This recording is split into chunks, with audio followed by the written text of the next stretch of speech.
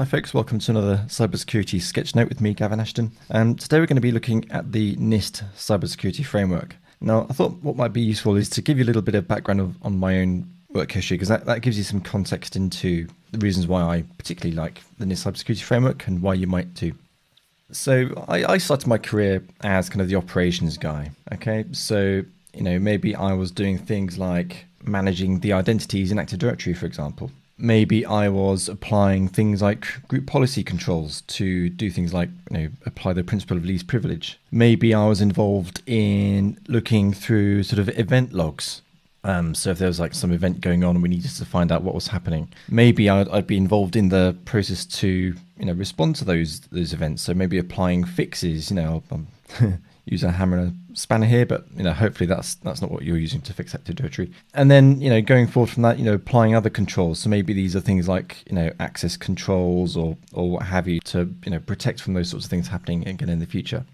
So that was kind of in my first role, and then from there you can move on. And you go through other sort of roles. I went through sort of various operational and consulting roles before landing at Stealth Bits. But, in each of these places, maybe each of those things that I did back in the first role, they're all kind of features. And maybe in some places, they're more mature than others in different ways. Maybe some places were stronger in one area than the others. But, all have these sorts of features. And then at one particular role, if you think about your journey through on a timeline, your journey is sort of interspersed with, you're finding out bits about other teams in the organization, maybe different bits of process involved, and maybe there's like some program of work to deliver some sort of project or what have you.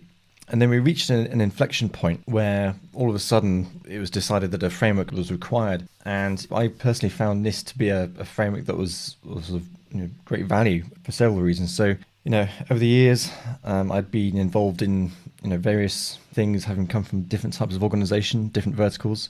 So, we had things like SOCs, we had government level kind of frameworks, and different sorts of features and pros and cons to each of these sorts of things. But all of a sudden, with the event of ransomware, it was no longer about sort of dry, sort of business-driven compliance, security features that just exist on paper.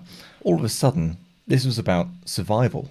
So this is no longer about tick boxes. This is no longer about, things that we can sit in meetings and discuss. All of a sudden, the survival of the business depended upon these things that I had long taken an interest in, but it was suddenly much more relevant.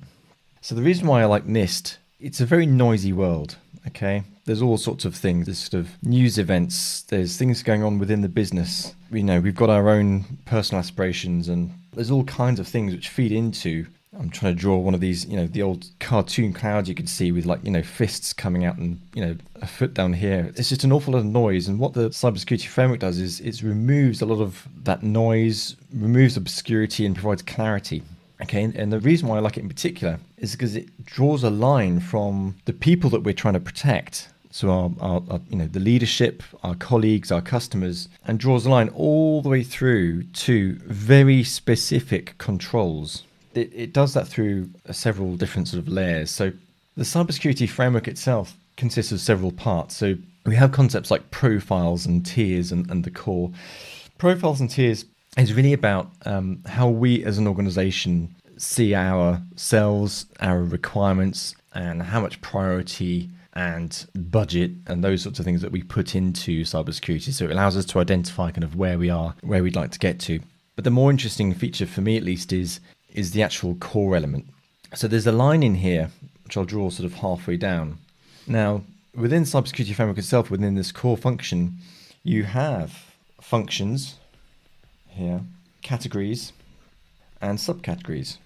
Okay, you've probably come across these before. So functions are identify, protect, detect, respond, and recover. And anybody who was listening at the start may have detected that I was talking about those things in the job that I did. And all these things are things that we're likely doing to some degree already.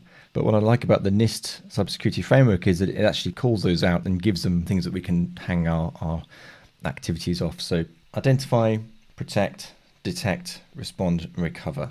And then those are further broken down into then subcategories, which are then broken down into further subcategories. Now, I'm not going into names here. Now, you can go to nist.gov/cyberframework And all that information is presented in beautiful clarity right there for you. But just for the purposes of this sketchnote here, the thing I like about the cybersecurity framework in particular is the fact that it links to other cybersecurity frameworks. So whether you're talking about CIS or COBIT or ISO or NIST, and yet the NIST SP controls, it provides what those controls are. So it gives you references to go to wherever you want to be. So let's say this is the NIST SP 853, for example. It'll say go and look at these controls here, which are then broken down into further very, very precise definitions. And it really does give you that huge amount of clarity, which is massively valuable. When you're talking about the survival of the organization, these things become extremely relevant. So this is good obvious use cases, obviously for, business leaders, CISOs, CIOs, etc., who are setting up security programs to allow teams to align and achieve progress and so on. But even for people across the IT stack. So, like stuff back at the beginning of my career, even back here, if somebody had provided me with these controls back then, I said, okay, I can see how we're, weaker here and there. And it would have given me just some personal direction on where I need to place focus.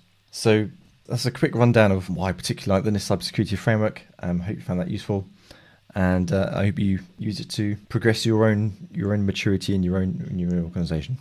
Thank you very much, and goodbye.